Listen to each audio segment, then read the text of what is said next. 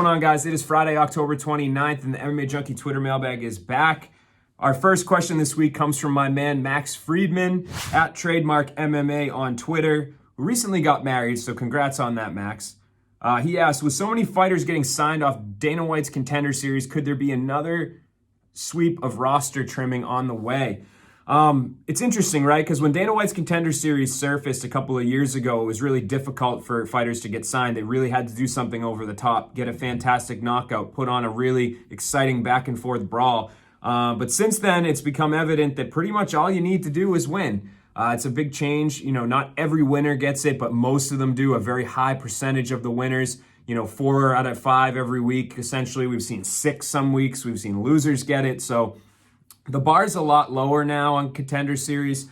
So there's all these fighters coming in. And before the pandemic, the UFC, from everything that I've heard, was really telling managers, teams, coaches, fighters that the only way that they could get to the UFC unless they took a short notice fight would be to fight on Dana White's Contender Series. And I know the pandemic screwed that up. Now we see fighters getting signed all the time on short notice. But pretty much I think that when the pandemic ends, if it ever ends and things go back to normal, that they want this to be the funnel. They want this to be the way that fighters get into the UFC. So with that being said, it's in with the new and out with the old, and I think we're overdue for a big roster trim.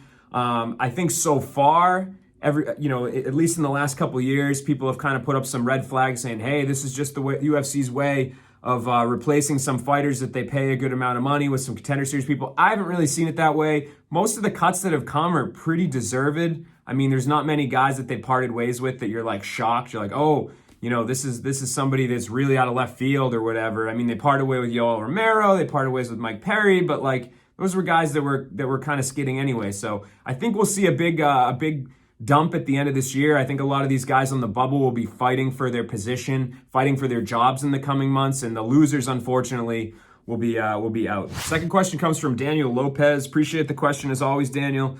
Do you think there are any possibilities Bellator can make Fedor versus Lesnar for Fedor's final fight?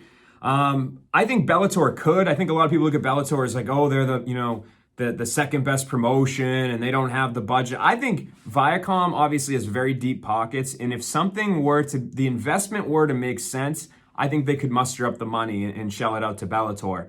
With that being said, I don't think Brock Lesnar is going to come back to fight in Bellator. I think he would have to come back and fight in the UFC. I believe that they still kind of have the rights to him.